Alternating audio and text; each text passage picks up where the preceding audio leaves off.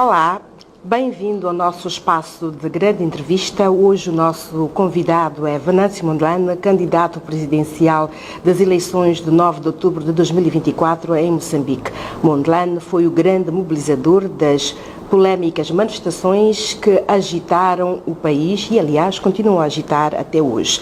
O objetivo deste levante popular era reivindicar a verdade eleitoral depois de massivas denúncias de fraude durante o processo. Venâncio Mondlane esteve fora do país por suposta perseguição política, regressou recentemente e é com ele que nós vamos falar sobre a crise que o país está a viver até o dia de hoje. Olá, muito obrigada por ter aceito o nosso convite. São mais de 200 pessoas que foram executadas, querem mandar todas para a vala comum. Olá, Nádia. Eu que agradeço, digamos, este espaço muito privilegiado da DW. Obrigada. O Conselho Constitucional, apesar da pressão popular, proclamou a Frelimo e o seu candidato Daniel Chapo vencedores das últimas eleições. Venâncio Mondlane sente-se derrotado depois da sua luta intensa pela reposição da verdade eleitoral? Não, de forma nenhuma. Nádia, é preciso verificar duas coisas.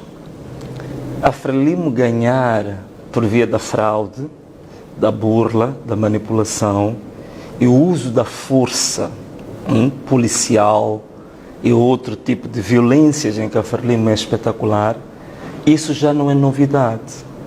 E não pode ser o termômetro para a gente dizer se a nossa luta foi bem sucedida ou não, porque a Frelimo faz isso nos últimos 30 anos.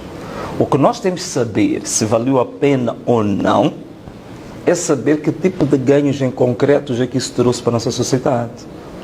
O primeiro ganho que isso trouxe para a sociedade moçambicana é exatamente a tomada de consciência dos moçambicanos que o direito à manifestação, que a busca da verdade e da justiça não é um luxo, é um direito constitucional básico. É algo fundamental e primário. As pessoas agora, como dizem muitos, abrimos os olhos. Portanto, do ponto de vista cívico, este é um resultado espetacular, porque não é para hoje. É para hoje, é para as gerações vindouras. Segundo ganho que eu acho fundamental no meio disto foi a exposição nacional e internacional do esquema fraudulento da Frelimo a um nível que nunca havia sido exposto antes. Veja só, isto é tão verdade que até hoje a missão da observação eleitoral da União Europeia, que é a mais destacada, até hoje continua a manter o seu posicionamento das dúvidas em relação à lisura desse processo. Todas as outras missões de observação que em tempos passados, a essa altura, já estariam a emitir as suas declarações, conformando-se, não o fizeram.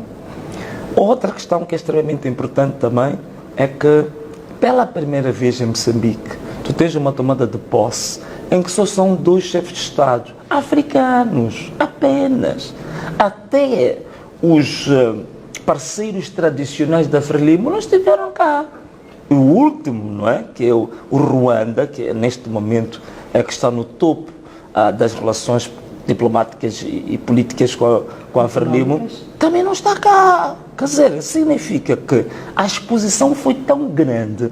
É como se a Frelimo desta vez tivesse tirado o véu que escondia a lepra que está na Frelimo há 50 anos. O outro ponto extremamente importante é a primeira vez que ganha sentido a palavra unidade nacional. Falou-se muito disto, mas de uma maneira abstrata, sem conteúdo. Desta vez, praticou-se a verdadeira unidade nacional. As pessoas ficaram um mês fazendo uma coisa que não se fazia há muito tempo em Moçambique. Em conjunto, nos vários bairros, nos distritos, nas províncias, no meio da rua, na estrada, a cantarem o hino nacional e mais, Nádia, de mãos dadas. Independentemente do extrato social ou econômico que a pessoa pertencia, ser vendedora da rua ou ser o homem mais rico da cidade de Maputo, estavam lá de mãos dadas a cantarem o hino nacional. E mais, outra coisa extremamente importante agora que eu quero referenciar, a afirmação da nossa africanidade. Também exaltamos o hino da África, Eu sei que houve problemas porque algumas pessoas nem sequer conheciam a letra do hino da África, mas as pessoas foram consultar, estudavam isto à noite. O que é que isto significa? Que estás a aumentar a educação cívica e cultural, a identidade cultural histórica como africanos foi exaltada neste período a um nível jamais visto. Então, isto tudo, Nádia, são ganhos imensuráveis. O que a Frelimo não conseguiu fazer ao longo de 50 anos, que nos dividiu em tribos, nos dividiu em clãs, nos dividiu em regiões. Isto tudo foi ultrapassado. Em 3 meses corrigiu-se um erro histórico de 50 anos. E o quinto, só para terminar, é a determinação. Apesar do Conselho Constitucional ter proclamado os resultados que proclamou, mas há uma determinação inflexível. Tu notas nas pessoas a dizerem que estamos dispostos a continuar a lutar pela justiça e pela verdade. E nota uma coisa, essa luta ainda não parou.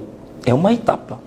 Pois, e a chegar mesmo aí, de que forma pretende continuar a potenciar este sentimento que despertou nos moçambicanos de cidadania e de busca e de luta pelos seus direitos? Olha, uma das coisas que eu devia ter falado nos ganhos, mas também dá para responder a tua pergunta. Uma das questões importantes que nós vamos continuar a fazer é continuar a despertar as pessoas para os seus direitos. Um dos assuntos, só para não dizer que estou a falar assim de forma abstrata, não sei o quê, vou dar um exemplo muito claro daquilo que estamos a fazer e vamos continuar a fazer. É a relação entre as comunidades e o grande capital internacional. A indústria extrativa, sobretudo, das minas, dos ouros, petróleos, por aí fora. Hoje, há aquilo que chama-se ADLs, são chamados Acordos de Desenvolvimento Local. Já começam algumas comunidades a fazer contratos e acordos diretos com essas empresas. Foi o que aconteceu recentemente com a Sasol? Foi o que aconteceu recentemente com a Sasol em Açoro. É o que está neste momento a ser programado em Tupuito, em Nampula, Moma. Isto sinaliza a irrelevância do governo ou a não atuação do governo, portanto, na defesa dos interesses dos cidadãos? Sim, quer dizer, isto é constitucional. Há quem está a dizer que não, isto é contra a lei. Não, não é contra a lei coisa nenhuma. A Constituição da República, ela prevê situações em que as autoridades de direito, ou as autoridades oficiais, quando elas não respondem às necessidades, às expectativas e o clamor do povo, a própria Constituição já tem normas previstas para ação direta ou então normas previstas para outro tipo de alternativas fora dos canais oficiais. Está na Constituição da República, vários artigos falam sobre isso. É o que a população está a fazer. Em Tupuito, a empresa Kenmer disse à comunidade que havia enviado várias tranches dos valores para construir a tal famosa ponte que eles queriam e a estrada, que o governo distrital nunca fez chegar à comunidade. E aí a própria empresa disse que não estamos disponíveis e abertos a negociar diretamente com as autoridades locais, não com as oficiais. Portanto, isto eu acho que reforça a cidadania, não é nenhuma ilegalidade, não é nenhuma rebelião, porque também não é feita de qualquer maneira. A comunidade desenha projetos. Em Açoro eu vi como é que isso é feito. É um processo muito bem criterioso, disciplinado. Portanto, a comunidade desenha os projetos, discute as prioridades. Queremos ponte, queremos água, queremos estrada. O que é que nós queremos? Discutem e depois assinam um acordo prévio com essa comunidade e fazem chegar à empresa. Depois formam-se equipas mistas da empresa e da comunidade para monitorar a implementação. Portanto, isto é espetacular. Isto nunca foi visto em nenhuma parte da história de Moçambique que está a acontecer agora. É uma das coisas, Nádia, que nós vamos continuar a fazer. Outro aspecto que nós vamos continuar a fazer é aquilo que chama-se continuamos digamos assim, a exercer uma democracia ativa.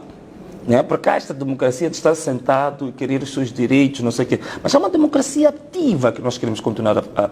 E um dos exemplos foi o decreto que eu, há pouco tempo, ontem, fiz o primeiro decreto daquilo que eu chamo do governo do povo e que hoje já está disponibilizado ao público.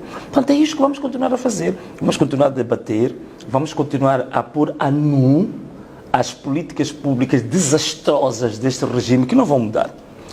Agora está mais do que provado.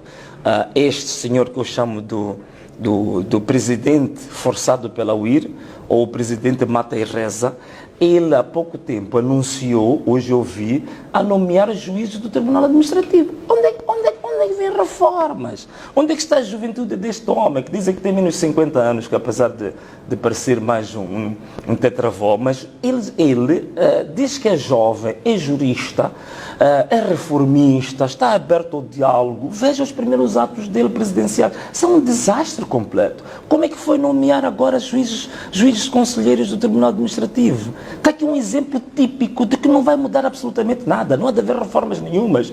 É mais do mesmo. E nem o diálogo que se está a tentar promover poderá ser benéfico para ultrapassar todos esses impasses a que nós estamos a assistir. Nem sei se ele está disposto a tal diálogo. Quer dizer, a gente olha para as palavras que ele utiliza quando fala do diálogo. São de uma hipocrisia jamais suprema, não é?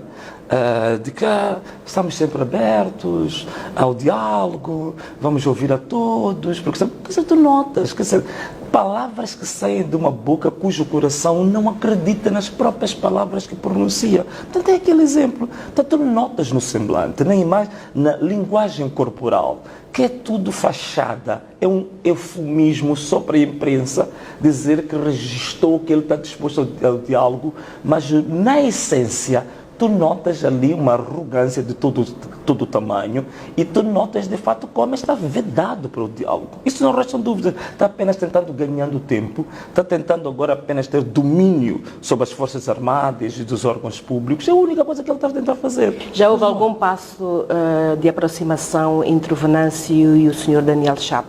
Em termos concretos, não. Até agora não houve. O que houve é que eu estou desde o dia 22 a fazer as minhas lives. E todas as minhas lives eu a falar que estou disponível ao diálogo. E não só. Eu levantava questões concretas que eu haveria de levar para a mesa do diálogo, para a mesa das negociações. E quais são as condições que impõem para um diálogo? Eu nunca escondi isso. São as mesmas desde o dia 24 e, na verdade, boa parte delas estão neste decreto que eu lancei há pouco tempo, que voltar a dizer-te agora, assim, muito rapidamente. A primeira, para mim, a mais importante é eliminar por completo a violência policial sobre o povo. Isto é preciso acabar. Nós estamos num genocídio silencioso. Se isto acontecesse na Europa, podes ter certeza, Nádia, que o Parlamento Europeu parava com todas as atividades para discutir o tipo de genocídio que está a acontecer em Moçambique. Estamos com 400 pessoas assassinadas pela polícia. Estamos com quase 5 mil pessoas detidas injustamente, sem processo, sem nada. Estamos com mais de 2 mil pessoas deficientes de forma temporária, outras de forma definitiva, por causa da violência policial desproporcional. Parava tudo na Europa para se discutir isto. Então, primeira medida, eliminar, encerrar, cancelar por completo a violência policial desproporcional sobre o povo. Segunda medida, a libertação incondicional de todos que foram detidos no âmbito das manifestações que iniciaram no dia 21 de outubro. A terceira medida importante, assistência médica medicamentosa para todos aqueles que foram, digamos assim, afetados física e psicologicamente pela violência policial que lhes foi imposta. A outra é a indemnização, num valor não inferior a 200 mil meticais por cada família que teve um parente assassinado pela polícia. Outro ponto são medidas mais de âmbito econômico. Portanto, queríamos que houvesse uma linha de financiamento aprovada para a recuperação econômica relativamente às pequenas e médias empresas que foram afetadas durante as manifestações. A outra linha de financiamento que seria para startups, para os pequenos negócios de jovens e de mulheres para o futuro. Eu acho que estas são das mais importantes. Existem outros detalhes pequenos, mas isto é importante. A reativação do lanche escolar. Eu disse isto. Alguns acharam que é uma brincadeira, que não sei, mas é real isto. E em Moçambique já tivemos isto. Nos tempos que Moçambique era muito mais pobre em termos de recursos do que hoje, Moçambique já teve lanche escolar gratuito nas escolas. Então temos que reativar isso. Não faz sentido. Nós estamos a falar de carregamentos de gás neste momento, eu perdi as contas, estive a fazer as contas do ano passado, quando estávamos na campanha, mas nós estávamos a falar de mais ou menos do encaixe de quase 8 bilhões de dólares nos cofres do Estado por causa do gás natural liquefeito de Cabo Delgado. Não faz sentido nenhum. Como é que o país encaixou 8 bilhões de dólares de exportação de gás natural liquefeito e você não tem a distribuição disto pela população? Você tem crianças que estão nas escolas subnutridas. Atenção uma coisa, quando a gente fala de lanche escolar é porque Moçambique é um dos países que tem a maior taxa de desnutrição crônica no mundo. Então tu não podes ter recursos e tu olvidares esta parte fundamental da nutrição, que é das mais graves do mundo que tu tens. Portanto, não é um capricho, não é nenhum populismo. Preciso reintroduzir o lanche escolar para as crianças na escola. Portanto, isto aqui são questões básicas. Aí vai valer a pena as pessoas dizerem assim, olha, estivemos na rua, fomos baleados, fomos maltratados, morreram os nossos irmãos. Mas com estas medidas, são medidas paliativas. E o povo vai entender que, olha, pela primeira vez se pensou em nós. Porque todos os acordos políticos depois das crises pós-eleitorais em Moçambique são sempre acordos de políticos para políticos. Ou distribuem os lugares no Parlamento, ou distribuem os lugares nos órgãos colegiais, como o Conselho de Estado, tantos outros por aí fora, arranjam lugares em empresas públicas, em empresas privadas participadas pelo Estado, distribuem-se os lugares e arranjam um acordo à volta disso, e depois o povo normalmente nunca beneficiou de nenhum acordo entre políticos nas crises pós-eleitorais desde 1994 até hoje. É daí que eu estou a introduzir essas medidas económicas e sociais, para ver que se pela primeira vez este povo também sinta que há um acordo feito por eles, mas que nós também podemos beneficiar. Portanto, não vê vontade de inclusão de sensibilidades políticas e sociais diferentes na presidência e nem no governo da Frelimo? Não vejo absolutamente nada disso.